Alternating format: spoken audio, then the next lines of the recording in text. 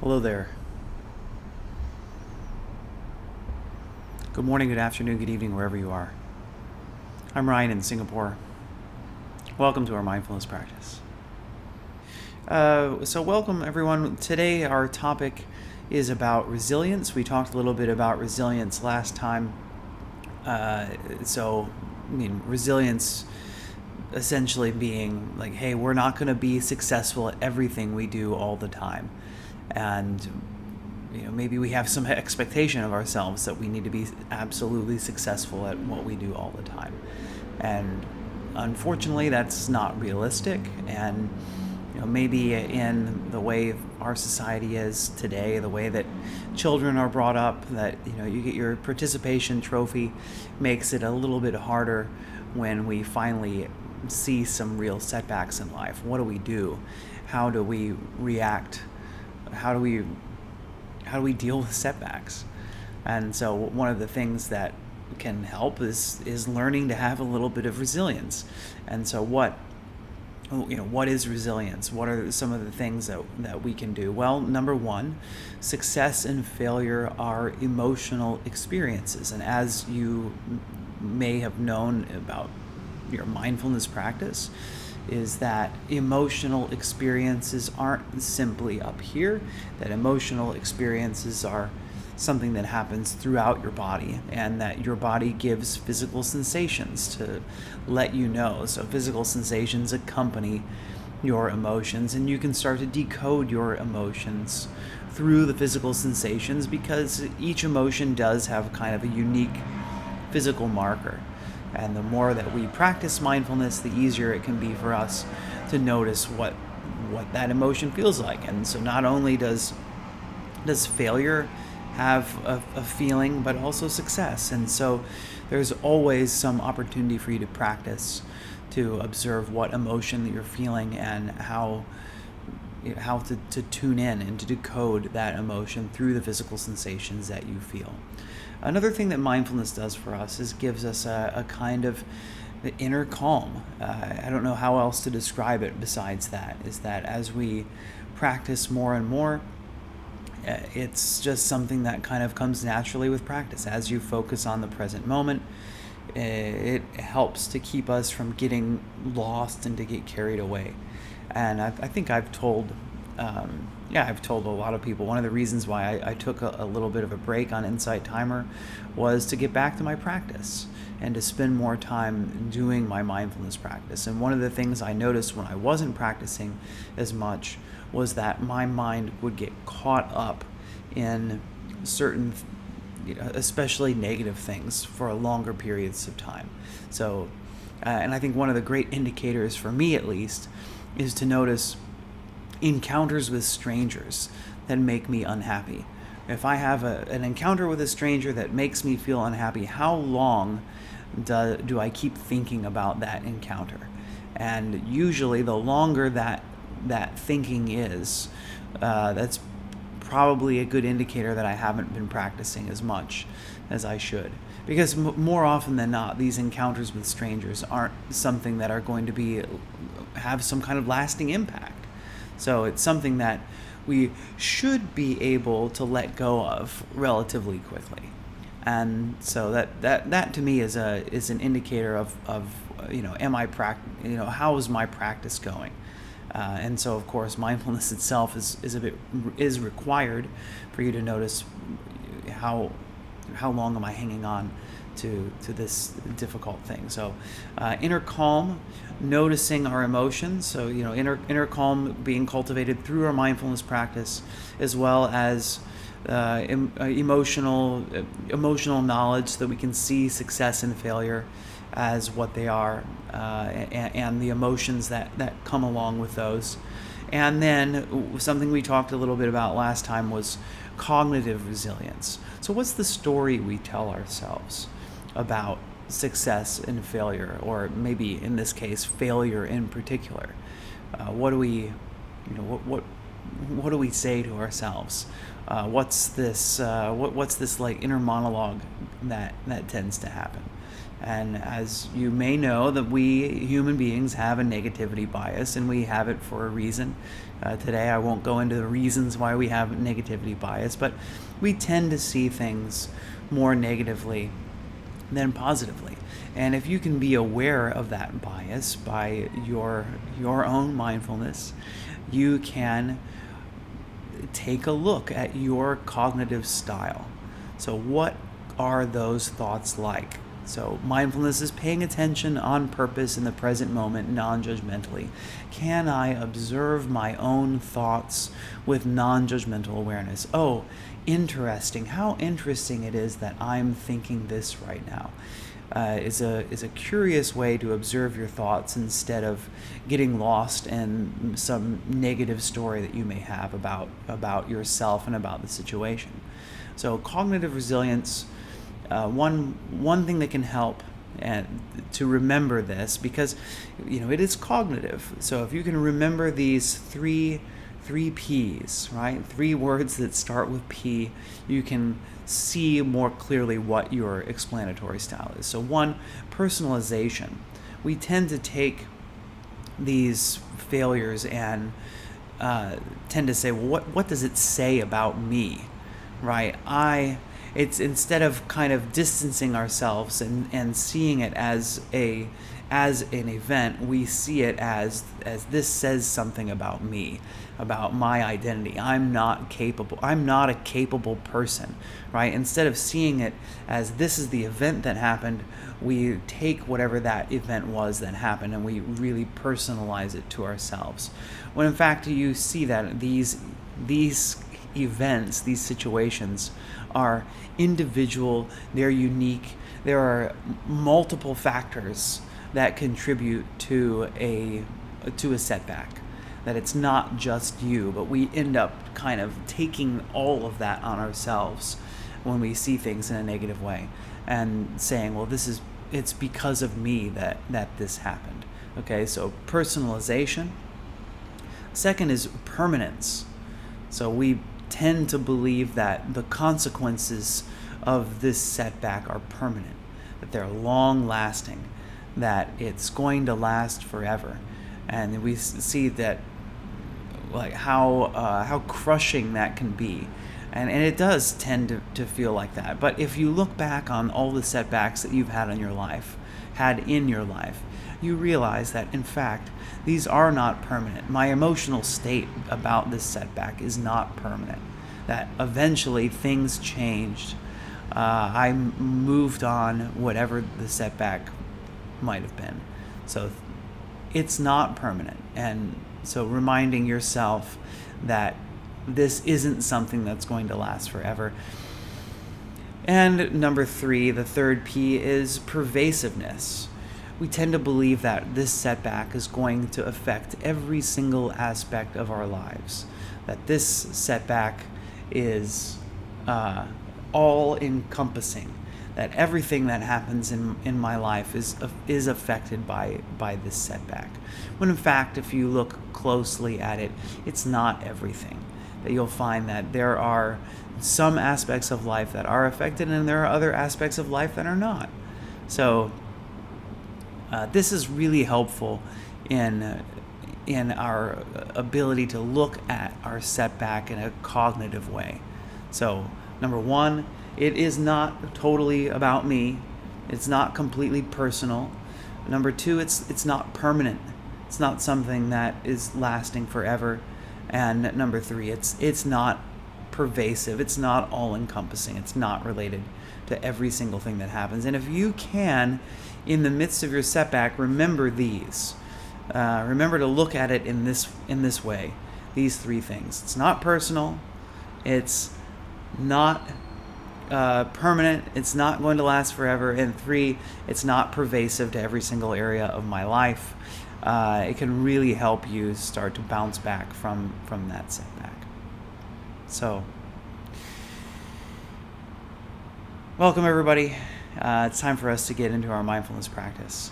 So, as always, with as we've been doing in these resilience kind of trainings, we'll also be doing a bit of self-compassion today, as this can be helpful to remind ourselves, especially when we're having those super negative sounding self-talk, that self-compassion is a way to, once we recognize that that negative self-talk is happening, that I can actually replace it with something else. So this also kind of falls into that cognitive resilience kind of aspect. So let's go ahead and get started. So find your comfortable seated posture.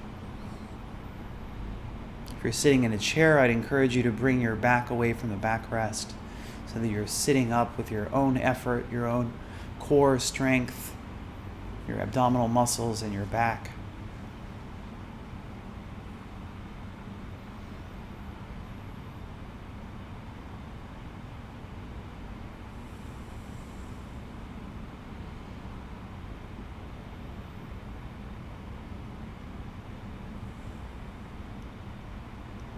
Seeing if you can be relaxed. So checking in with the body. And remembering that trying to relax can, in fact, cause tension. So not trying to do anything. Just observing. Noticing the muscles in the face, the eyebrows, the muscles around the eyes. If you observe tension, is it possible to let go? To allow relaxation to come? Noticing the jaw, teeth. Is there tension here? The neck, the shoulders.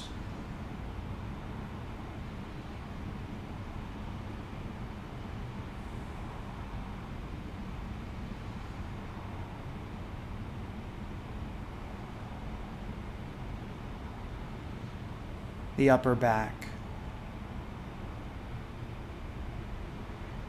the lower back.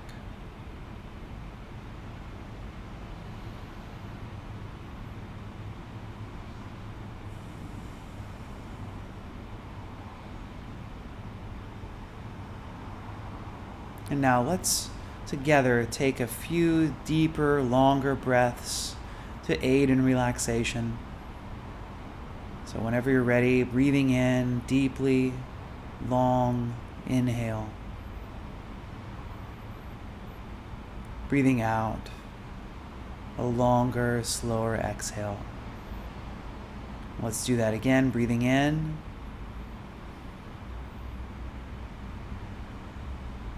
Breathing out. Last one, breathing in.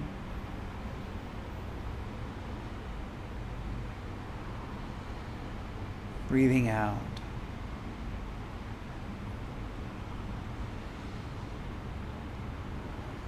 And now let's just return to our natural rhythm of breath, not controlling our breath,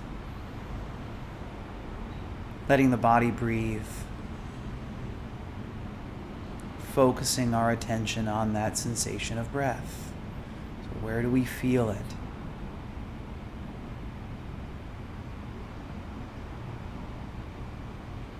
Maybe noticing the expansion and contraction of the belly as you breathe.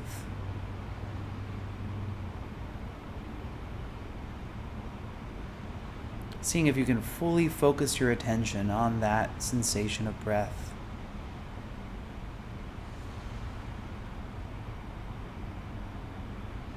Rising, expanding as we breathe in. Releasing, falling, contracting as we breathe out.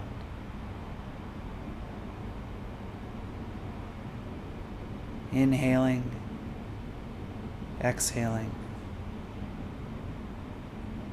inhaling, exhaling, riding the waves of the breath. Focusing attention fully on this sensation of breath. And if the mind wanders, if we find ourselves thinking about anything at all, seeing if we can just let go of those thoughts Even if it's only for a few seconds, refocus on the sensation of breath.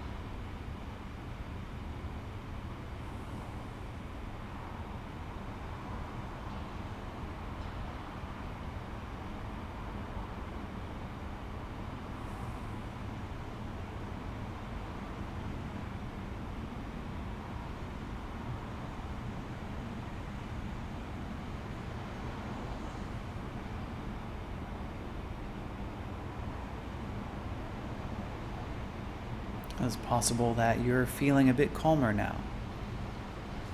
It's also possible that you're feeling more agitating, as your mind may not be so happy about trying to pay attention to breath. So just being wherever you are, not trying to be any different, resting as best you can in the you that's here now.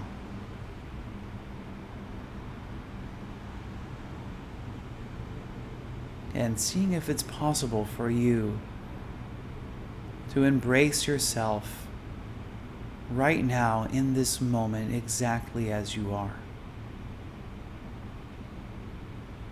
Whoever it is that's showing up here,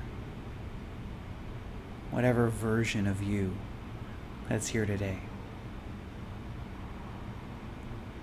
Can you be welcoming to the you that's shown up? Because after all, this is the you that's here now. The you that you wanted to be is gone or hasn't yet arrived. The only moment that exists is this one.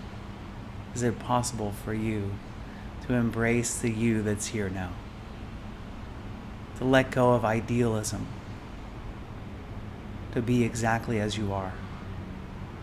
And to see if it's possible to love yourself right now exactly as you are. And perhaps to commit to loving yourself unconditionally. Because just to let you know, the you that's here is going to be different from the you that's here a minute from now, an hour from now, a day from now, a month from now. Can you love yourself as you are right now in this moment? And if you find that difficult, remembering what it was like to be loved unconditionally, because most of us at some point in our lives have had someone, perhaps a parent, a grandparent, a brother or sister, a close friend, someone who's loved us without needing anything in return.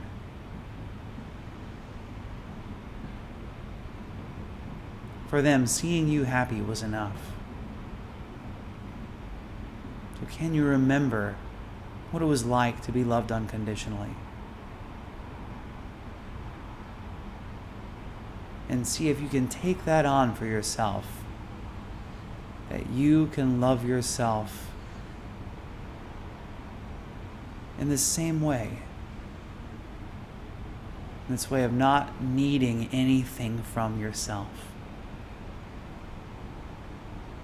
You don't need to be wildly successful. You don't need to change who you are or even your emotional state. That you can be here for yourself. You can be your own inner ally.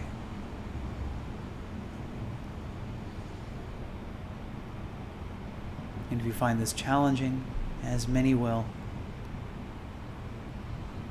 what can be helpful is to find some phrases, to repeat some phrases to ourselves, to help reinforce these ideas of loving kindness and self-compassion.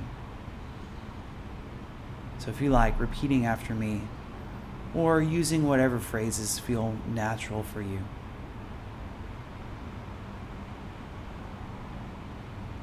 So starting now, may I be happy and contented.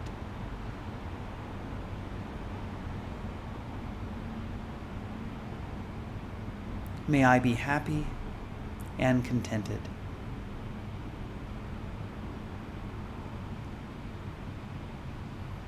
May I be safe and protected, free from inner and outer harm.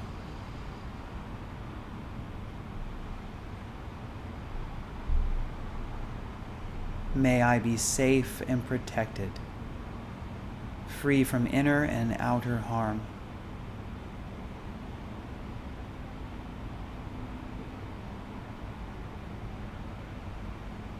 May I be healthy and whole to whatever degree possible.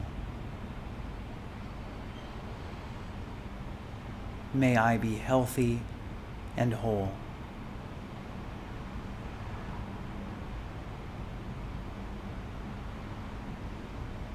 May I be at peace. May I have ease of well-being.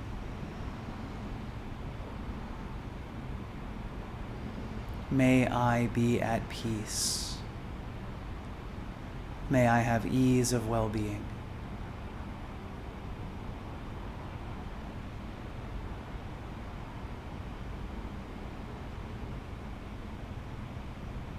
And you can add whatever phrases feel appropriate for you. It could be helpful. And so these phrases, in times especially when we're having some harsh self-talk, can be useful to remember. So when you hear in your own mind that harsh self-talk, just remember, may I be happy and contented. May I be safe and protected, free from inner and outer harm. May I be healthy and whole. May I be at peace.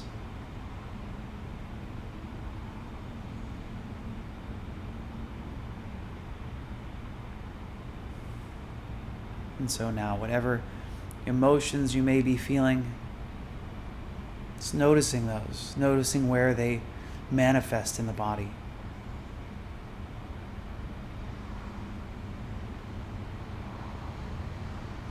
And coming back now to the breath, to the feeling of breathing, to the rising and falling of the abdomen.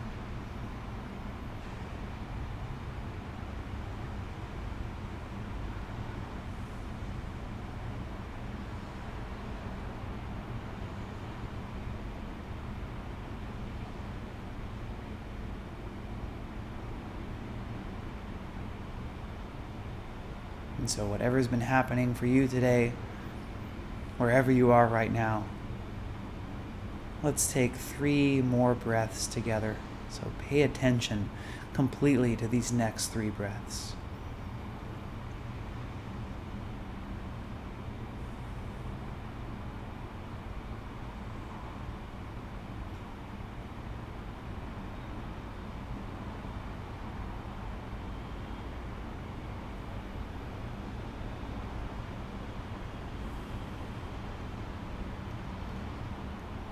And now I'll close our practice with 3 rings of the bell.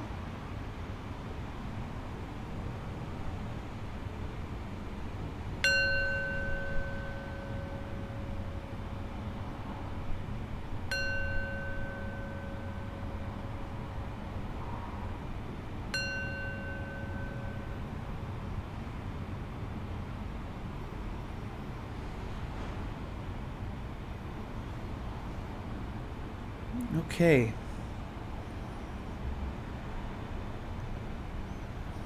Thank you for joining today. Hope this was useful. Hope you found some some cognitive strategy to manage setbacks, because that's really what this is about. Everything in life is not all flowers and rainbows and unicorns, unfortunately. And we do have times of challenge and times of difficulty. And so having a strategy for when that happens can leave us feeling, well, having a little bit more control of our lives instead of things being all over the place. So thanks for being here. I'm going to go ahead and have a look at the chat and, what happened for you today? What's been going on in your life? Feel free to write in the chat and we'll talk about it.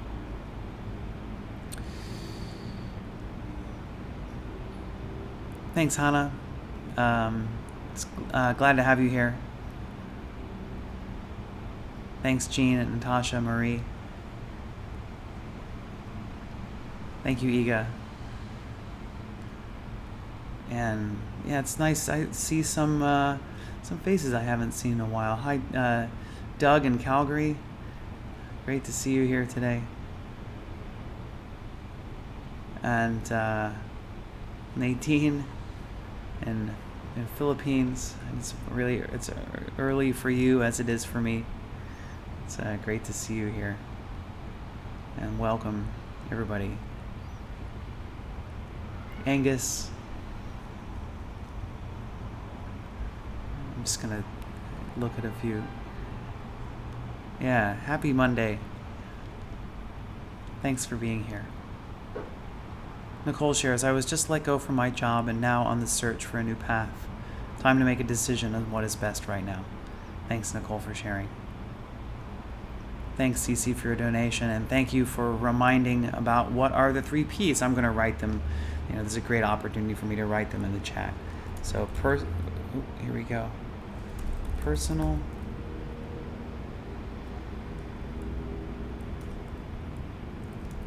permanent, pervasive.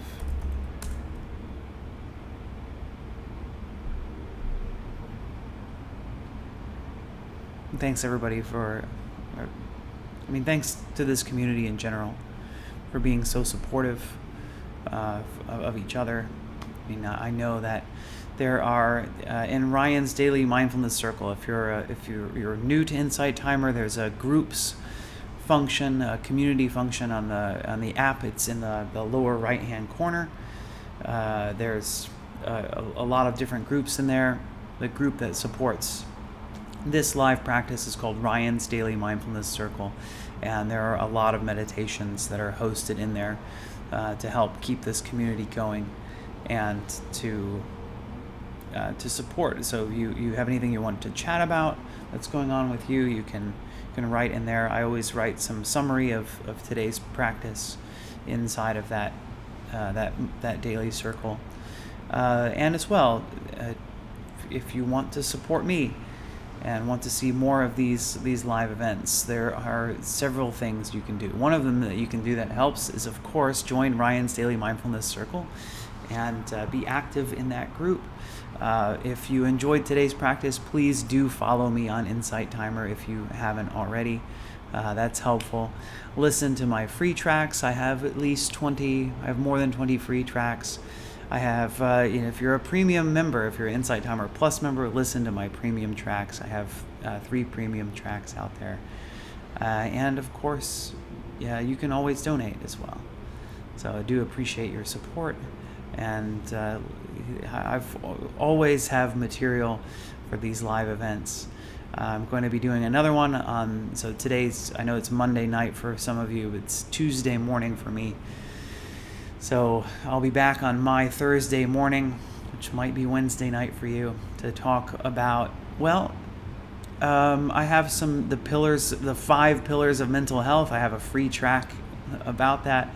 There's a 6th one that isn't maybe as obvious. It's the 5 pillars are things to do. I think the 6th one is more of like a what not to do, in case you're doing this particular thing. Stop. Maybe being aware of it. In fact, I'm not saying stop doing it.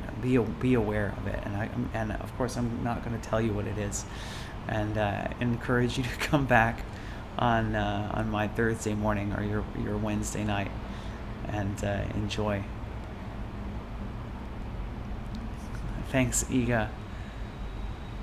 Yeah, thanks, Cece, for your donation. 100% come to me, and I do appreciate your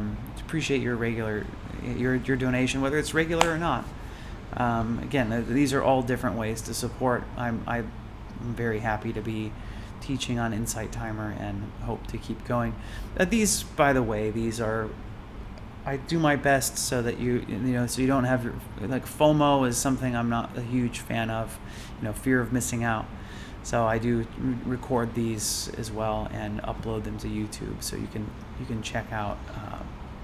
You can watch those in case you've missed anything today, or in case you miss one of these practices and you want to go back and review. April, it says, "Where are you?" I am in Singapore. So right on the equator. It's always hot, but today it's nice and cool this morning. The mysterious 6th. Yes, that's it. I'm leaving it a mystery. Oh, nice. Yeah, it's Japan. Wow, what is it, like 4 in the? Is it 4 in the morning? No, is it you guys? No, you're an hour ahead, so it's 6:43 over there. All right, I'm gonna go. I gotta, time to wake up other people in my home. So, do take care, everybody. Remember to be mindful of whatever your experience is. The more you practice mindfulness, the better you get at it. And there's scientific evidence to show that your mindfulness practice is cumulative. The practice you do today affects not only your tomorrow, but your next day and your next day and your next day. So keep up your practice.